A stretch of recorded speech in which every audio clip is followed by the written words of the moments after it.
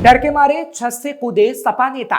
निवेश के नाम पर करते थे ठगी, पुलिस ने ठोका। अयोध्या पुलिस ने निवेश के नाम पर लोगों से ठगी करने वाले 2 आरोपियों को गिरफ्तार किया है, जिसके बाद पर्दाफाश हुआ कि वो सपा नेता है।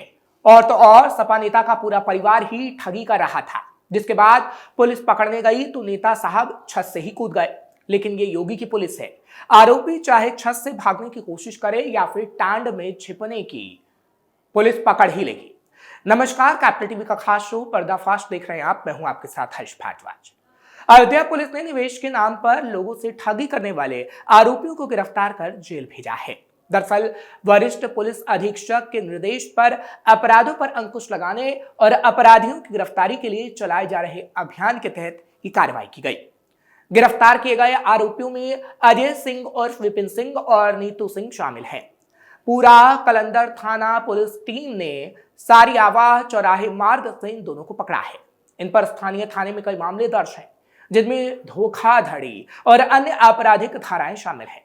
पुलिस ने आरोपियों के पास से 41,500 रुपए नगद और एक नीले रंग की बेलोने कार UP 32 QF 9039 बरामद की है। ये बरामदगी ठगी के पैसे और संपत्ति से संबंधित बताई जा रही है। आरोपी अजय सिंह और विपिन सिंह और आरोपी नीतू सिंह पत्नी राजा मान सिंह का आपराधिक इतिहास रहा है। राजा मान सिंह सपा के नेता है, जिनकी पहले ही गिरफ्तारी हो चुकी है। वो जेल में है और जब वो गिरफ्तार हुआ था तो कूद कर भागने की कोशिश कर रहा था, लेकिन उसे धर दबोचा गया था। और अब उसकी पत्नी की गिरफ्तारी हो चुकी है, जिस पर कई आपराधिक मामले दर्ज है।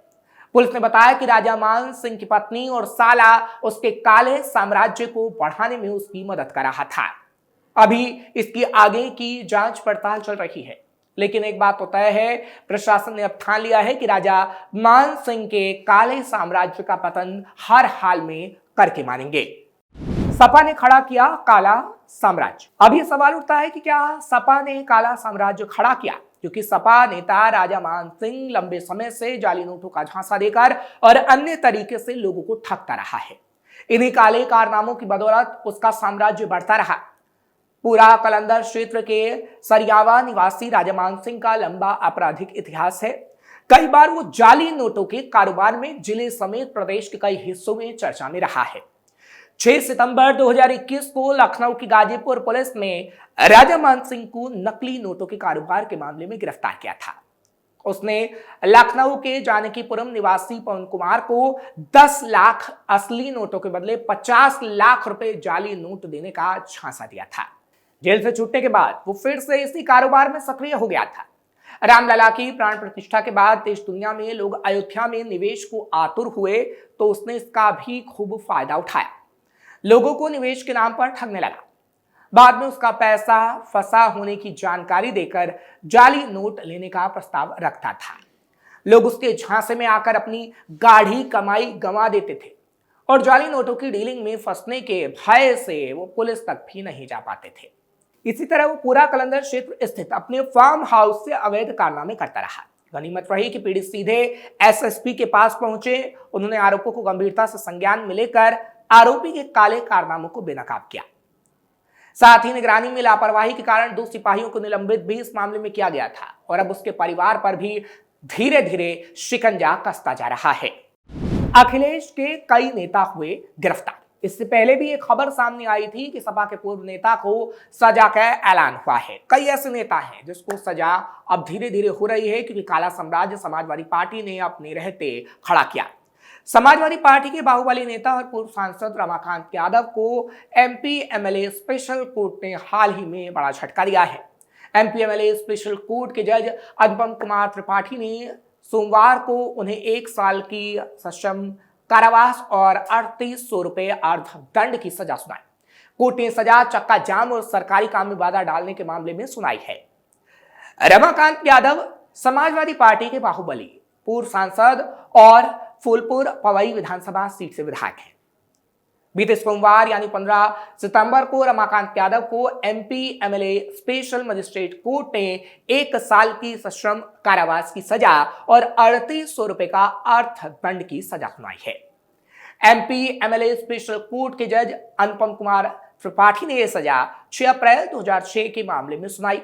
दरअसल अभियोजन पक्ष के मुताबिक 6 अप्रैल 2006 को रमाकांत यादव अपने करीब 250 समर्थकों के साथ दीदारगंज थाने पहुंचे थे। वो थाना प्रभारी मधु कुमार सिंह पर अपने एक समर्थक को छोड़ने का दबाव बना रहे थे। जब थानाध्यक्ष ने उनकी मांग अस्वीकार कर दी तो उन्होंने दीदारगंज खेता सराय मार्ग पर चक्का जाम कर दिया और सरकारी काम में बाधा डालने की कोशिश की। हालांकि इस मामले में पुलिस ने 3 लोगों के खिलाफ चार्जशीट दाखिल की थी। अभियोजन के 6 गवाहों को अदालत में पेश किया गया। सुनवाई के दौरान 2 अन्य आरोपियों की हालांकि मौत हो गई। सभी पक्षों की दलीलें सुनने के बाद कोर्ट ने रमाकांत यादव को सभी 4 आरोपी को भी सजा सुनाई। फूलपुर पवई विधानसभा क्षेत्र के अंबारी निवासी रमाकांत यादव की राजनीतिक यात्रा हालांकि काफी विवादों में रही है। उतार चढ़ाव वाली राजनीति रही है। दरअसल 1985 में राजनीति में कदम रखने वाले रमाकांत यादव ने फूलपुर पवई सीट से 3 बार विधायक पद पर कब्जा जमाया था। 1996 में वो आजमगढ़ लोकसभा सीट से सांसद बने, 4 बार लोकसभा का प्रतिनिधित्व किया। 2019 में बीजेपी से टिकट न मिलने पर उन्होंने कांग्रेस ज्वाइन की, लेकिन लोकसभा चुनाव हार गए। इसके बाद समाजवादी पार्टी में शामिल होकर 2022 में फूलपुर पवई से विधायक बने।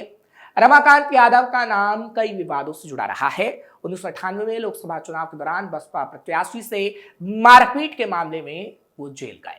सपा नेता कैश खान भी हुए गिरफ्तार। हालांकि यूपी पुलिस लगातार बड़ी कार्रवाई कर रही है। कन्नौज में भी पुलिस ने सपा नेता कैश खान को हाल ही में गिरफ्तार किया था, जिसकी वीडियो काफी वायरल हुई थी। दरअसल कैश खान को 1 महीने पहले जिला बदर किया गया था, लेकिन वो कन्नौज के सदर क्षेत्र के बालापीर मोहल्ला स्थित घर पर था। सूचना मिलते ही पुलिस ने कैश खान को गिरफ्तार कर लिया था। कैश की गिरफ्तारी पर सपा जिलाध्यक्ष कलीम खान ने सफाई देते हुए हालांकि बताया था कि पार्टी में कैश खान किसी पद पर नहीं है, लेकिन वो वरिष्ठ नेता है। सूचना के आधार पर कोतवाली पुलिस ने बीते गुरुवार सुबह कैश खान के चचेरे भाई के घर पर दबिश दी थी। पुलिस ने पूरे घर की तलाशी ली थी, लेकिन आरोपी कैश खान नहीं मिला। काफी तलाश के बाद पुलिस खाली हाथ लौटने लगी। तभी एक सिपाही की नजर टांड पर गई। कुछ हलचल की वजह से उसे शक हुआ। जांच की गई तो कैश खान वहीं छिपा था। कैश टांड पर लेटा था और चारों तरफ से गद्दा लपेटा था ताकि कोई ढूंढ ना पाए, लेकिन पुलिस ने उसे गिरफ्तार कर कोतवाली ले गई। इसी तरह हाल ही में एक और सपा नेता की गिरफ्तारी हुई थी। एटा की कोतवाली देहात थाना पुलिस ने सपा प्रदेश कार्यकारिणी सदस्य रामसेवक वर्मा को गिरफ्तार किया था। उदयपुर रामनगर में ओम प्रकाश ने रामसेवक और उनके भाई पर हमले का आरोप लगाया है। शिकायत में बताया गया है कि रामसेवक के भाई द्वारा मंदिर के पास खेत में कोठरी बनाकर शराब बेचने का विरोध करने पर उन्होंने हमला कर दिया। इस घटना में ओम प्रकाश का भाई राकेश घायल हो गया। मेडिकल परीक्षण के बाद राकेश को हायर सेंटर रेफर किया गया था। पुलिस ने रामसेवक और उनके भाई के खिलाफ हत्या का प्रयास, मारपीट और गाली गलौज का मुकदमा दर्ज किया था। रामसेवक ने पुलिस प्रशासन पर हालांकि अनुचित व्यवहार का आरोप भी लगाया। उन्होंने कहा कि उन्हें निधौली कला थाना क्षेत्र के चंद्रभानपुर खरेटी गांव में हुई सत्यवीर की मौत के मामले में सिर्फ और सिर्फ फंसाया जा रहा है। उन्होंने ये भी कहा कि सत्यवीर की मौत के मामले में आंदोलन कर रहे थे। हालांकि उनके सारे आरोप झूठे निकले और पुलिस ने कहा कि वो सिर्फ बचने के लिए ऐसी बात कह रहे हैं, क्योंकि जो पुलिस पर वो आरोप लगा रहे हैं उनके पास ऐसा कोई सबूत नहीं है। पार्टी की छवि को लग रहा धब्बा। हालांकि लगातार जब समाजवादी पार्टी के नेता गिरफ्तार हो रहे हैं तो समाजवादी पार्टी की छवि को काफी धब्बा लग रहा है। 2027 बेहद नजदीक है और 2027 से पहले ऐसे ही समाजवादी पार्टी के नेता गिरफ्तार होते रहे तो आगे आने वाले समय में अपनी पार्टी की छवि जनता के सामने आखिर अखिलेश यादव कैसे रख पाएंगे, क्योंकि अखिलेश यादव के जितने भी नेता गिरफ्तार हो रहे हैं या तो वो माफियागिरी कर रहे हैं या फिर ठगी कर रहे हैं या फिर गुंडागिरी कर रहे हैं, और योगी सरकार ताबड़तोड़ एक्शन समाजवादी पार्टी के उन नेताओं पर ले रही है जो ऐसे कारनामे कर रहे हैं।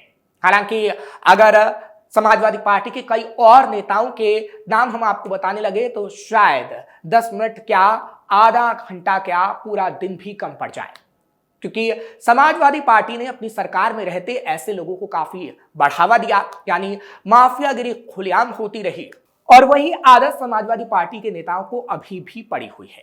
लेकिन समाजवादी पार्टी के नेताओं को यह जानकारी होनी चाहिए कि इस वक्त समाजवादी पार्टी की सरकार उत्तर प्रदेश में नहीं है और ना ही अखिलेश यादव उत्तर प्रदेश के सीएम हैं जो वो उन्हें बचा लेंगे। इस वक्त योगी आदित्यनाथ की सरकार उत्तर प्रदेश में है और योगी आदित्यनाथ लगातार ताबड़तोड़ कार्रवाई कर रहे हैं। योगी आदित्यनाथ की सरकार में कोई भी ऐसा नेता नहीं बचेगा जो माफियागिरी करेगा, कोई भी ऐसा नेता नहीं बचेगा जो गुंडागिरी करेगा, कोई भी ऐसा नेता नहीं बचेगा जो ठगी करेगा। और ऐसे नेताओं को लेकर लगातार अब पर्दाफाश हो रहा है, क्योंकि प्रशासन की तरफ से एक लंबी लिस्ट बनाई गई है और उस लिस्ट में समाजवादी पार्टी के कई नेताओं के नाम हैं जिन पर अब पुलिस का डंडा तो चल ही रहा है, लेकिन एक एक करके वो जेल भेजे जा रहे हैं। फिलहाल आपको ये खबर कैसी लगी कमेंट सेक्शन में जरूर बताएं। खबर को लाइक शेयर करें, कैपिटल टीवी को सब्सक्राइब करना मत भूलिएगा।